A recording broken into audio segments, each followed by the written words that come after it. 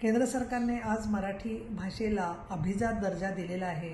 केंद्र सरकारचे सर्व नेते आणि विशेषतः माननीय पंतप्रधान नरेंद्रजी मोदी, आणखीन गृहमंत्री अमित शहा आणि संबंधित विभागाचे सगळे अधिकारी यांचं मी मनापासून आभार मानते आणि अभिनंदनसुद्धा सगळ्या मराठी जनांचं करते।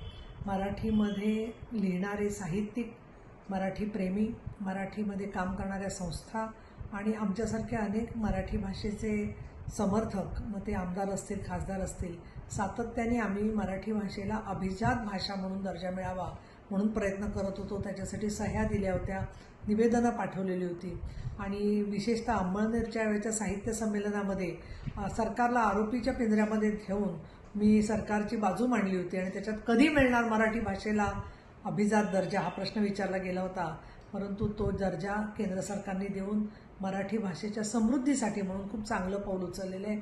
मराठी प्रेमी संस्था, मग त्याच्यात खास करून महाराष्ट्र साहित्य परिषद, मराठी भाषेचं महामंडळ, साहित्य महामंडळ यांनी सुद्धा अनेक संमेलनांमध्ये याचा पाठपुरावा केला होता। तर या सगळ्या मराठी साहित्यिकांचे आणि मराठी भाषिकांचे मनापासून अभिनंदन करते आणि कौतुक करते। खूप खूप धन्यवाद।